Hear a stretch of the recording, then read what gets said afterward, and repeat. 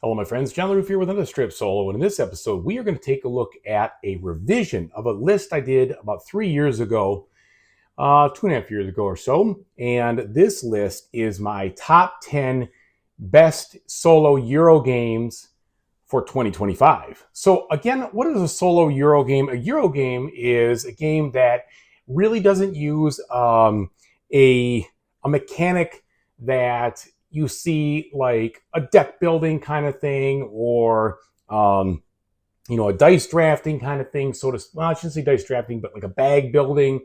It is just a more drier. You turn this into this to get that kind of points. Those things, right? It usually takes a theme, and sometimes it applies it, and sometimes the theme is very abstract and is pasted on. But one thing that I would say that most Euro games do for sure is that they have a level of complexity that is in the medium to heavy range, okay, most of the time.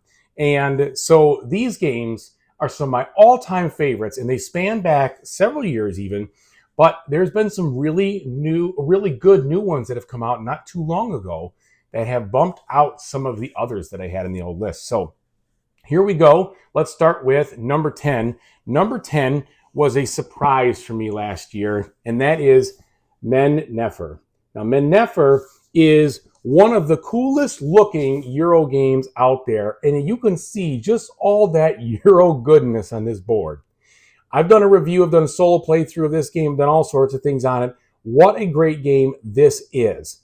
You are basically doing everything in glorious Euro style where you're moving things up on tracks and getting all sorts of little actions and bonus actions and follow-on actions.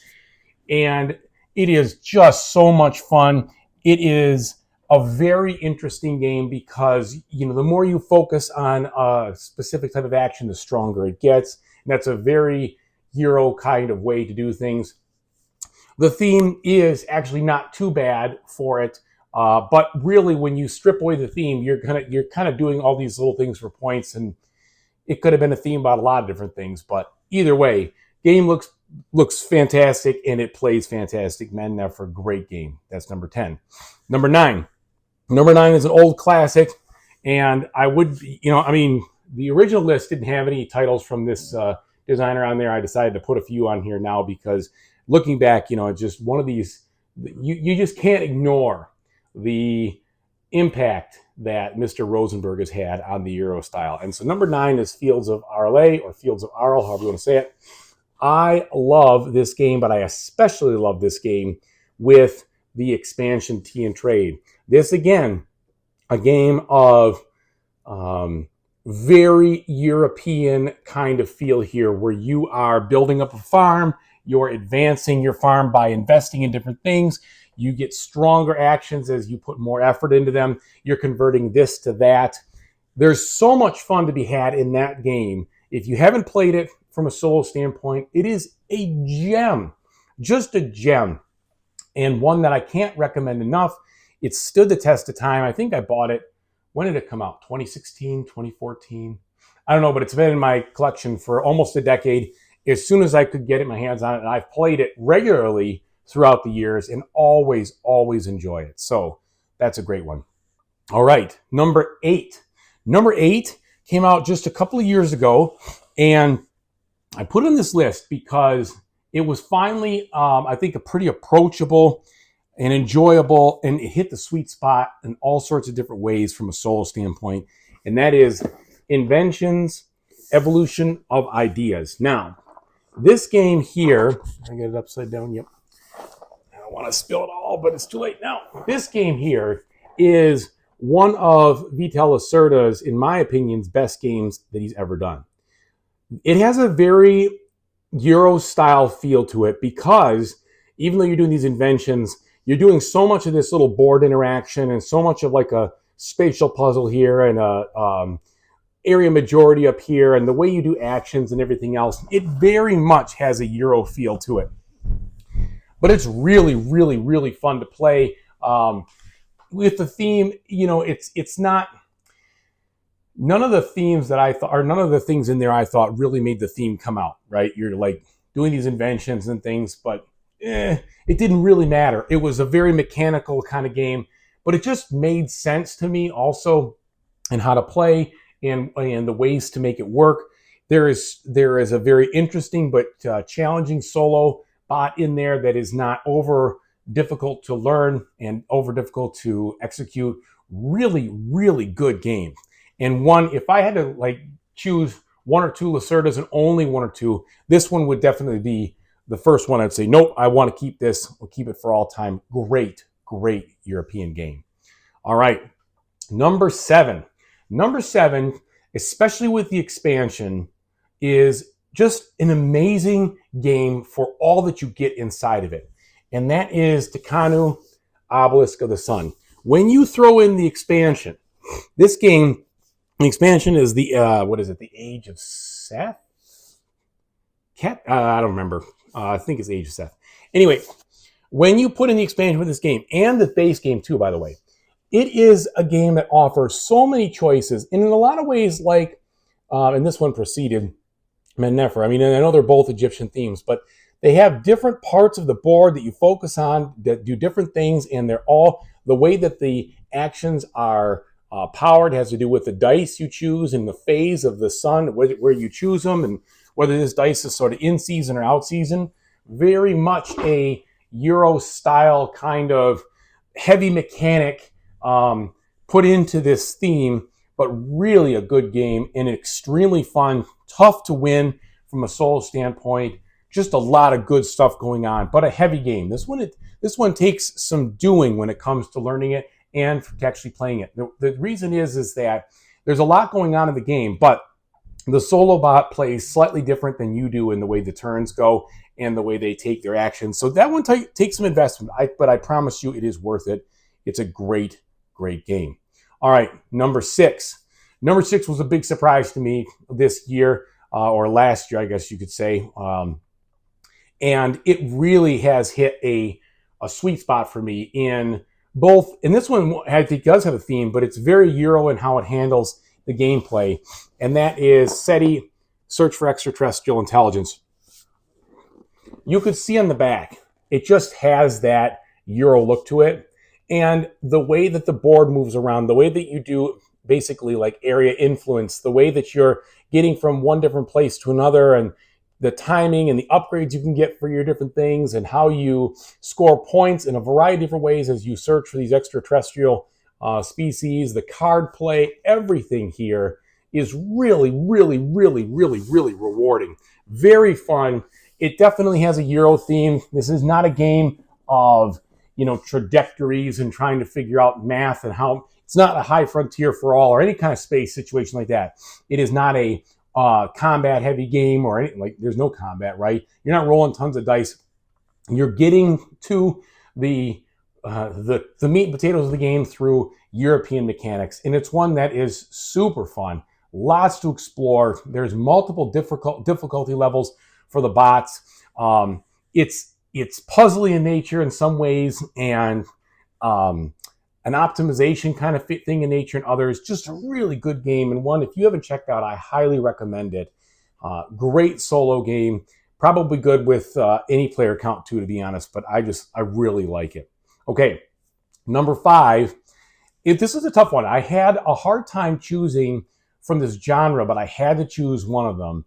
And I ended up going with Scholars of the South Tigris. Now, Scholars of the South Tigris, again, a game of a lot of abstraction in this game. Really, it really is. You are converting different dice values.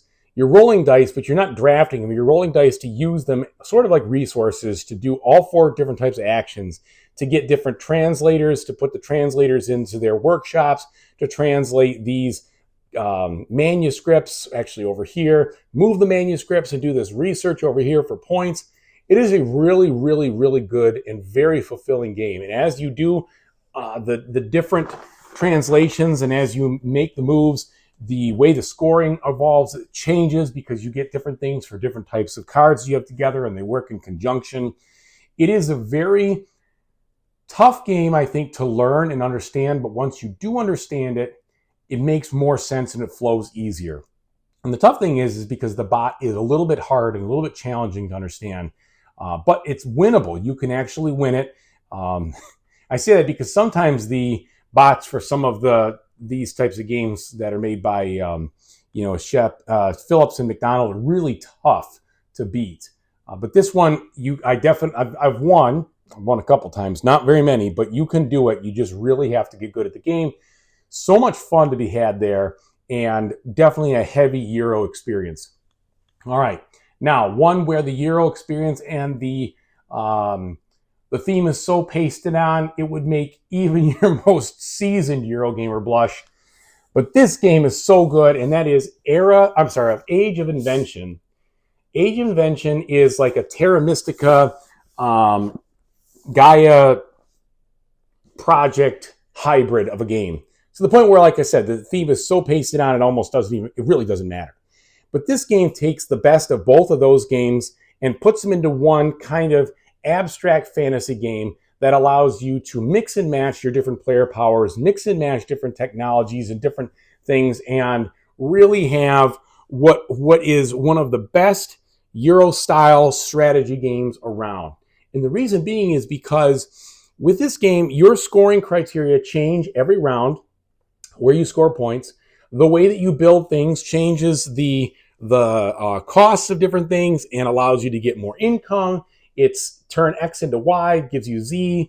There's interaction with regards to the types of actions you'll get when people build by you. You get other stuff, but it's very, very Euro in nature. And it is a gem. In my opinion, it's the best of the three because it combines all the great aspects of Terra Mystica, which I absolutely love, and Gaia Project, which I also absolutely love. Takes both those things, melds them together, and makes it even better, I think. You get a synergistic blend of the two. Really a cool game, and if you like heavy Euros, that one's great. And the solo mode is very, very fun, easy to do, no problem doing it, and you could still have a very strong, fulfilling game, even though it'll just be you versus the solo bot. I think it's still worth it. Okay, number three is one of my all-time favorite games, and it has stood the test of time. Also, this one may be the one that came out in 2016, I think, not Fields of Arle. That's been out for longer, and that's A Feast for Odin. And A Feast for Odin is even better with the Norwegian expansion. This thing is a solo masterpiece, okay? You can't see very much on the back of this, which is too bad. But there are something like 56 different types of actions you can take in this game. There's a huge polynomial puzzle here while you're trying to put your different treasure hoards in different things. There's all sorts of stuff that is going on in this game that feels very European in nature, and truly a sandbox of a game where you can play it over and over and over and over again, try different strategies, try different things. And when you add the expansion together so that it boosts the solo even farther with more variety, with more resources to work on, more ways to explore the game. Just a masterpiece. Something that I think every solo gamer should try at least once. Now, it's a very sandboxy game, okay? So I know people who want that it's so open-ended that might be one of the detractors here. But for me, I love finding my own way, and that game absolutely allows you to do that. Okay, number two, huge surprise for me, because this wasn't on my radar until it showed up a couple months before, and then it showed up and I played it and I was just blown away by the interlaced systems and how fun it really was. And that is Saucory, Pride of Mansa Musa. Okay, this is a game that has basically several games going on at once. You can see there are 4 areas in this board, and there are basically 4 sections of play. And when you're doing your actions here, it's very abstract, so to speak, but you're doing a lot of different things with books and doing a lot of different things with resources and tokens and things, and you're trying to like improve all of these areas. But really, there's just such a fun puzzle to be had and to solve here. The solo bot is really good, pretty tough to beat. There are many levels the solo bot can play. I shouldn't say tough to beat, because a couple of the easier ones are not too bad. But as you ratchet up the difficulty, it gets harder. But you win by being very clever. because the way that game works is you are determining the victory points that score for these books. And the more you can focus in certain areas or other, that has a big effect on what that will be worth at the end. And so because there's such a cleverness there that allows you to think ahead and react to what the AI is doing, and see that if it's focusing on certain things, you have to devalue those things just like you would in a multiplayer game so that they don't clobber you. Just a really fun game. It's not too hard rule-wise. It's not too bad to play, not too bad to learn. Really just an enjoyable game and one of my all-time favorites, and it will always be in my collection, and I will always go back to it with a fondness and a joy when I play it. And every time I play it, I'm always ready to play it again. If anything, it's just a little bit of a headache to set up because there's a lot of steps for the setup, but it is so worth it. It is so worth it. So check out Saucory if you haven't before. All right, and my final one was, it's interesting that my final game comes from this designer because this designer to me can be so hit or miss. But the joy that I have in trying to play this game and play it well and figure out what to do and how to do it well and maximize the effect is second to none. And that is Civolution by Stefan Feld. Civolution is one of the most interesting, open-ended, broad Euro-style games I've ever played in my life because each of these little things over here is a different action you can take. And the actions that you get to take are determined by how you pair up your dice that you roll. And there are so many different categories of things with all the cards involved in this game. There's a map placement, there's area majority, there's moving up on tracks, there's all the usual stuff that is like tried and true for a Euro game. And yet the best thing about this game is that you cannot do everything you want by a long shot. You have to focus. You have to be very precise in what you're doing to score well. And the solo bot is very hard to beat, in my opinion. It is a game where you can't maximize everything. So you're forced to make decisions. If you dabble all over the place, your score is going to be lousy. And so that's where the tension comes in. The tension comes in the fact that you really want to do certain things and do them really well. And in order to do that, you have to come up with very clever ways to upgrade your actions and make the dice work for you, not you work for the dice. It's the game that does not play itself. If you think it plays itself, the sad thing is you're probably going to be scoring lower because you're just like, well, I can do this, I can do that, but I can't do this, I can't do that. So I'll just take the actions I can. And then your score is a mediocre and the bot clobbers you. I learned through multiple plays that you really have to kind of think, okay, I know I have to get this done. How am I going to figure out how to do it? What's the best way I can do it? And because it's a dice, there's dice that move your action abilities around. You have to juggle a few different strategies at the same time because you're going to have to work for X, Y, and Z so that when X doesn't work out, you can work on Y. When Y doesn't work out, you can work on Z. But you can't work for A, B, C, D, E, F. You can't do everything, right? You only can pick a few things. But you have to be clever enough to move them around and do them exactly when it is most efficient and best for you. Really, really, really good game. Opportunistic, strategic, tactical, it's all wrapped in there. So I'm telling you what, this day and age, there are such an amazing amount of Euro solo games to be had that if I had to play nothing but these 10 games I just told you all year long, I think I could rotate through these 10 games and for an entire year be completely satisfied. They're that good. They are really that good. If you haven't checked out some of these, I highly recommend that you do. If you have, I'm glad, and I hope that you're also enjoying them as much as I do. Now, I'll say this. There are a couple of choices here that were tough to make. Things that I could have gone either way. Like, for instance, Scholars of the South Tigris. I like Inventors a lot. It was close.